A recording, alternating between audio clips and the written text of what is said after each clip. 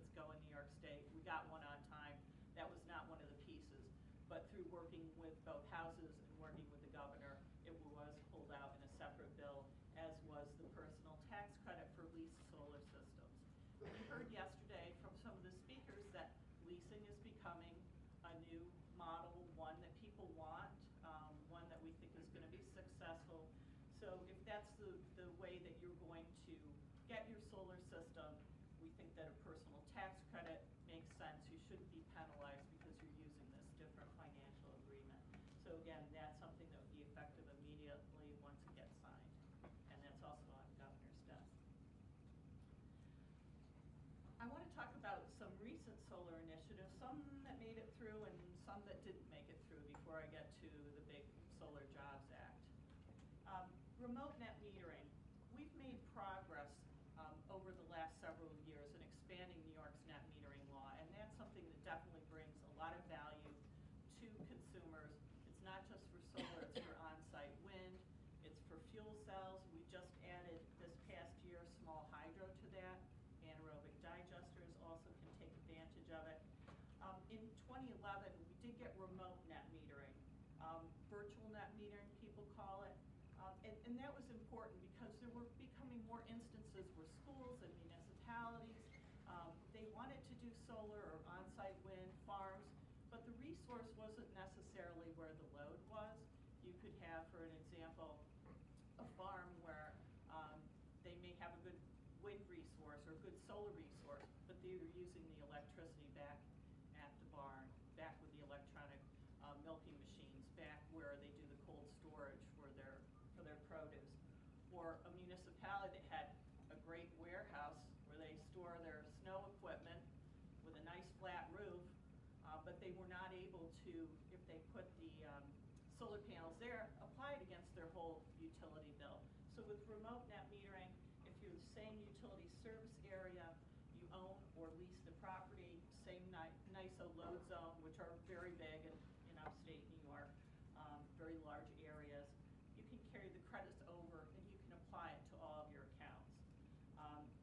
One of the things that we did find, though, as we have added piecemeal to net metering, there have been some inconsistencies in the law, and there have been some issues with the utilities kind of capitalizing on those inconsistencies and saying, well, we really think this is inconsistent, so if you want to net meter, it has to be at your primary legal residence. Well, that's not what the law says, so we had to petition the Public Service Commission.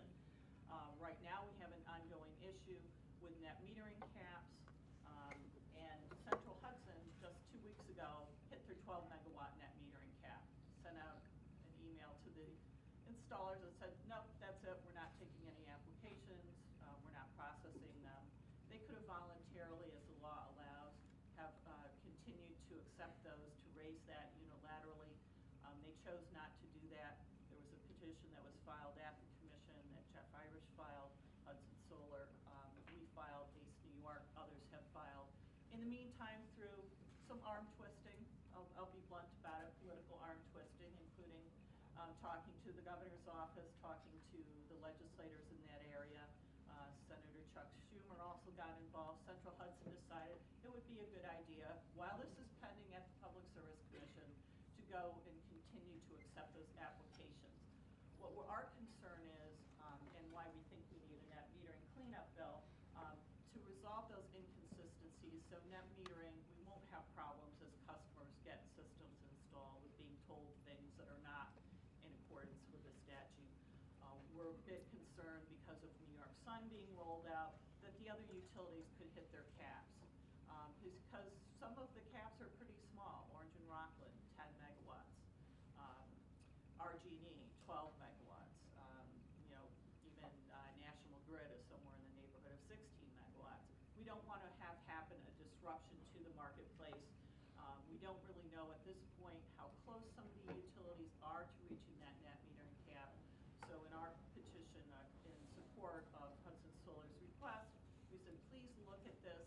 The Public Service Commission can raise the cap. If we want to indeed have a robust solar market, we can't have these caps right now that are at 1% of the 2005 peak load. We need to have something that's more than about we feel that net metering is a very important tool and one that goes hand in hand with the policies that we're developing. That bill did not pass both houses. It kind of got wound up in some of the larger issues. It does have support in both houses and the governor, so we're definitely going to pursue that next year. We think that it only makes sense to have our net metering laws be clear and consistent with our policies. One of the other things that's interesting, and it's on the bottom of this page, there became an opportunity to do on-bill financing for solar and net meter technologies. A couple of years ago, there was some money taken from the RGGI funds, Regional Greenhouse Gas Initiative, to do a Green Jobs, Green New York program, to be able to do on-bill financing for efficiency improvements for homeowners. So the notion was put forward, well, as we're expanding and we're looking at different ways to finance, ways to make clean energy and on-site generation affordable for homeowners, let's look at on-bill financing. That was a bill that passed the Assembly, but not the Senate. It's another thing that we're going to pursue next year. We think that there are probably a few technical areas that I wouldn't say thrown together, but it was kind of one of those last-minute bills. So we really want to have something that if we do get it into statute, that is going to work well and fit in with how the on-bill financing for energy efficiency is working now. But it would be another tool, I think, to get more solar onto people's homes. Why the Solar Jobs Act? And I'm going to actually skip over a couple of slides and go to the bill that we were talking about as a coalition of the solar industry, of environmental groups, of labor. And you'll notice that it's an A print. And Assemblyman Engel Wright had carried the bill for us last year. Senator Maziar, as the Senate Energy Chair, had carried it. And that was the 5,000 megawatt SREC bill. And we worked on it for 3 years. After the solar study came out from NYSERDA, the costs were put out there. It became readily apparent that as much as we would have liked to have our 5,000 megawatts by 2025 and do an SREC bill, that was not going to happen. I think that as a group, we needed to be realistic about what we could get accomplished in the legislative session, get through both houses and get signed by the governor. So we pared it back. We said 3,000 megawatts statewide by 2021.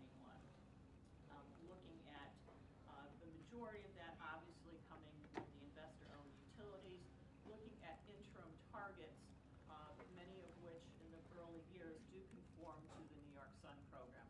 But having that longer-term commitment, having LIPA and NYPA also have obligations, having a price collar in there of 1.5% of total electricity revenues. So if you did reach that, you would basically freeze the program at